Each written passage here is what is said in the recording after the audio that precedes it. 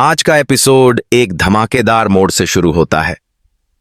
जब रात का सन्नाटा पूरे शहर पर छा चुका था और चारों तरफ बस अंधेरा और हवा की सरसराहट गूंज रही थी, उसी वक्त जालंधर अपने काले इरादों के साथ हाथ में बंदूक लिए धीरे धीरे आर्या की तरफ बढ़ रहा था। उसकी आंखों में एक ऐसी नफरत जल रही थी जैसे बरसों का बदला आज इसी रात पूरा होना हो। फिर दूसरी तरफ आर्या अपने घर की छत पर खड़ा अकेले में सोच रहा था कि कैसे जिंदगी अचानक मोड़ ले चुकी है। उसके आसपास लोगों की भीड़ होती है, मगर आज दिल इतना खाली महसूस कर रहा था। आर्या को इस बात का अंदेशा तक नहीं था कि मौत उसके सिर पर मंडरा रही है। अचानक एक क्लिक की आवाज आई और उसी आवाज के साथ उसने पीछे पलटकर देखा तो जालंधर की आंखों से नफरत के शोले बरस रहे थे। बंदूक सीधा आर्या की छाती की ओर तनी हुई थी। आर्या के होंठ कांप गए, पर उसने हिम्मत नहीं हारी और आंखों में आंखें डालकर बोला, जालंधर, अगर तेरा गुस्सा मुझ पर है तो आकर सीधा सामना कर। पीछे से वार करना तेरी औकात दिखाता है। लेकिन जालंधर के होंठों पर खतरनाक मुस्कान फैल गई और उसने बिना देर किए गोली चला दी। धड़ाम की आवाज के साथ आर्या जमीन पर गिर पड़ा। चारों ओर सन्नाटा गूंजने लगा। हवा जैसे थम सी गई और छत पर खड़े हर किसी का दिल दहल गया। ठीक उसी पल अंधेरे में से दौड़ती हुई एक परछाई आर्या की तरफ आई। वो अनु थी, जिसने दूर से पूरी घटना देख ली थी। उसकी चीख गूंजी, आर्या! और वो पागलों की तरह दौड़कर उसके पास पहुंची। उसके कपड़े खून से भीगने लगे। वो आर्या का सिर अपनी गोद में रखकर रोने लगी। आंसुओं की बौछार जैसे थमने का नाम नहीं ले रही थी। अनु बेतहाशा चिल्लाई, किसी को बुलाओ, डॉक्टर को बुलाओ, आर्या की सांसें रुक रही हैं। तभी छाया से निकलकर झेंडे आया, जिसके चेहरे पर गुस्से और डर का संगम साफ दिख रहा था। उसने अपनी जान की परवाह किए बिना जालंधर की तरफ छलांग लगाई, बंदूक छीनने की कोशिश की और दोनों में हाथापाई शुरू हो गई। झेंडे और जालंधर की लड़ाई इतनी खतरनाक थी कि हर घूंसे के साथ छत की दीवारें हिल रही थीं, लेकिन झेंडे का मकसद सिर्फ एक था, आर्या को बचाना। अनु लगातार आर्या को हिला रही थी। उसकी हथेलियां आर्या के चेहरे को छू रही थीं। वो दुआएं मांग रही थी, रोते हुए कह रही थी, भगवान, इसको कुछ मत होने देना, मैं इसे खो नहीं सकती। तभी झेंडे ने पूरी ताकत लगाकर जालंधर की बंदूक उसके हाथ से गिरा दी और एक जोरदार मुक्का मारकर उसे छत से धक्का दे दिया। लेकिन गिरते गिरते जालंधर ने फिर से बंदूक उठाने की कोशिश की। उसकी आंखों में जलती हुई नफरत ने सबको डरा दिया। इस बीच आर्या की हालत बेहद खराब हो चुकी थी।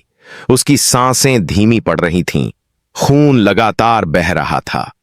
अनु ने अपने दुपट्टे को फाड़कर घाव पर बांधा और रोते हुए बोली, आर्या, हिम्मत मत हारो, देखो मैं यहीं हूं, तुम अकेले नहीं हो। उसकी आंखों में वो दर्द था जो हर किसी को पिघला दे।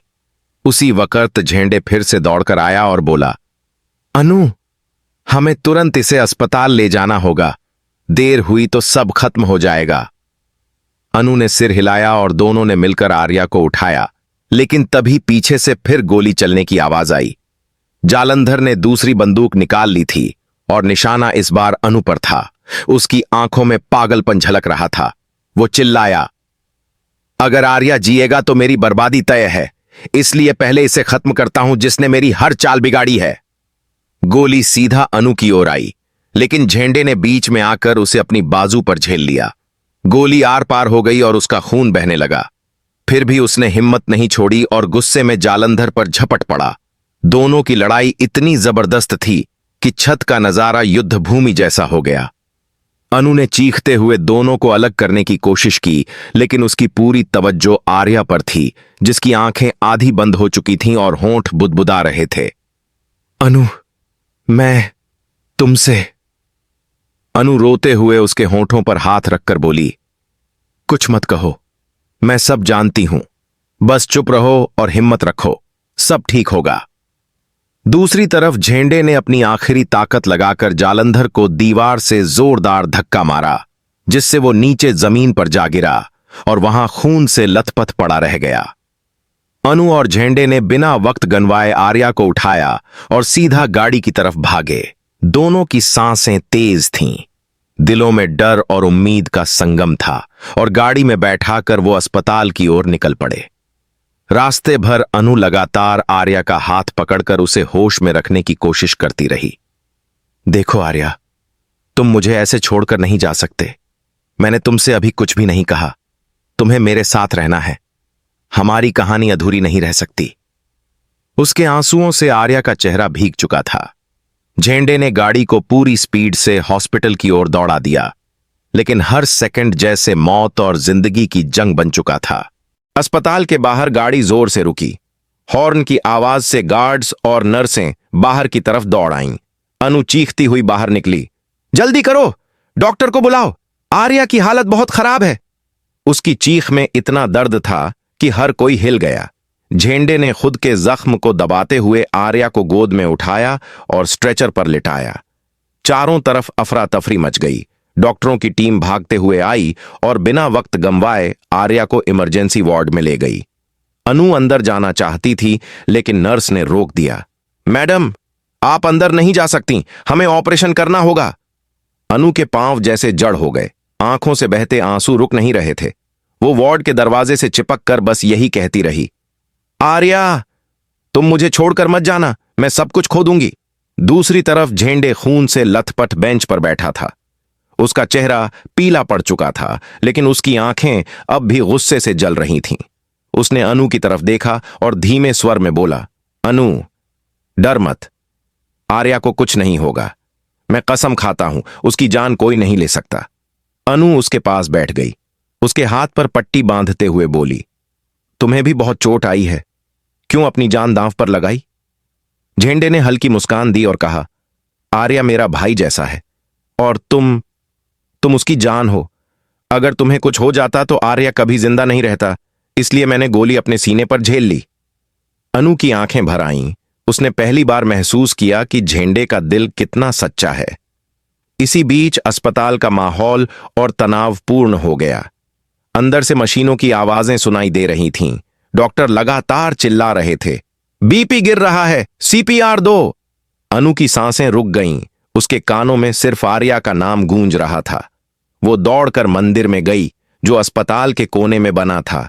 हाथ जोड़कर फूट फूट कर रोते हुए बोली, भगवान, मैं सब कुछ खो सकती हूं, लेकिन आर्या को नहीं। वो मेरी सांस है, मेरी धड़कन है। अगर उसे कुछ हुआ तो मैं भी नहीं जी पाऊंगी।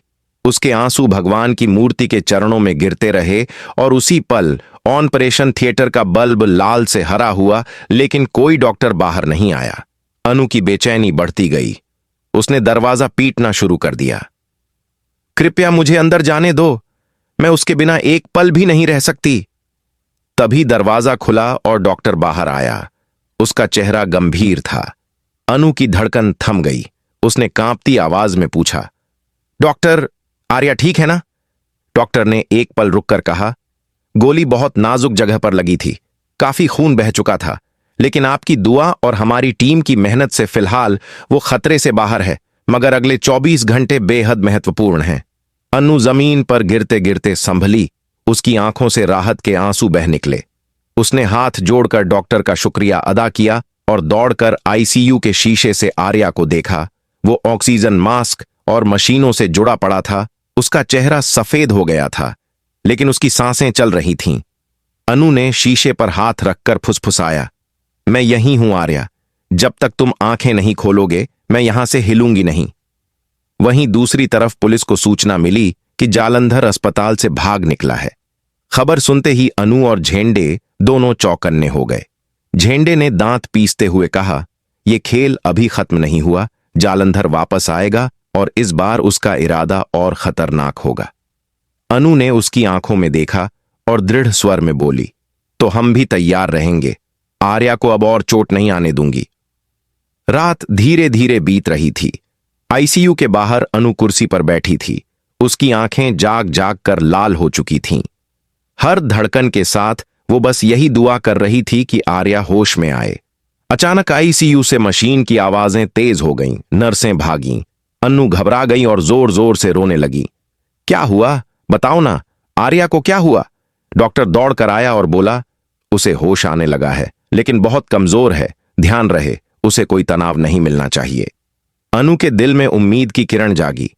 उसकी आंखों से खुशी के आंसू छलक पड़े। कुछ देर बाद आर्या ने धीरे धीरे अपनी आंखें खोलीं। उसका पहला शब्द था अन्नू। उसकी आवाज बेहद धीमी थी, लेकिन अनु के कानों में यह किसी वरदान से कम नहीं था। अनु उसके पास दौड़ी और उसका हाथ पकड़कर बोली, मैं यहीं हूं आर्या, तुम अकेले नहीं हो, तुम्हें कुछ नहीं होगा। आर्या ने कमजोर मुस्कान दी और बोला, तुम्हारे बिना मैं कभी हार नहीं सकता, तुम मेरी ताकत हो। अनु की आंखें फिर से नम हो गईं। उसने उसके माथे को चूमा और वादा किया, अब मैं कभी तुम्हें अकेला नहीं छोड़ूंगी।